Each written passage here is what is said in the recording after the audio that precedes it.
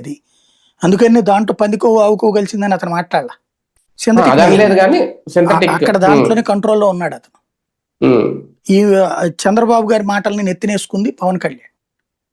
ఇక్కడ పాయింట్ ఏంటంటే సింథటిక్ నెయ్యే కలిపారు అనుకుందాం మనకి. ఫర్ ఎగ్జాంపుల్ ఏది కెమికల్స్ వాటి అవి తేవాలి కదా, వాటికి కూడా కిలోలు లెక్కన కాదు, లక్షల కిలోలు తీసుకురావాలిగా అవన్నీ.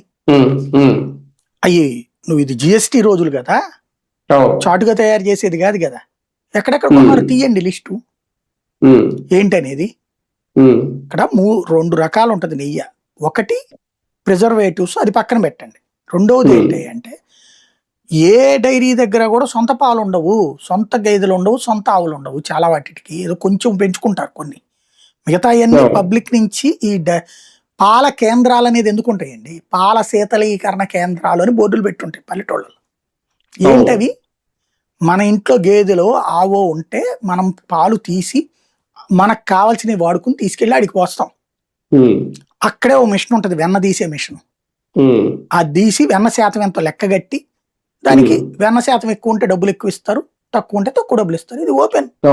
దాంట్లో అది కాకుండా నెయ్యి తయారు చేయొచ్చు, తీయండి శుభ్రంగా, దేశమంతా అమ్మిద్దాం అట్లాగా.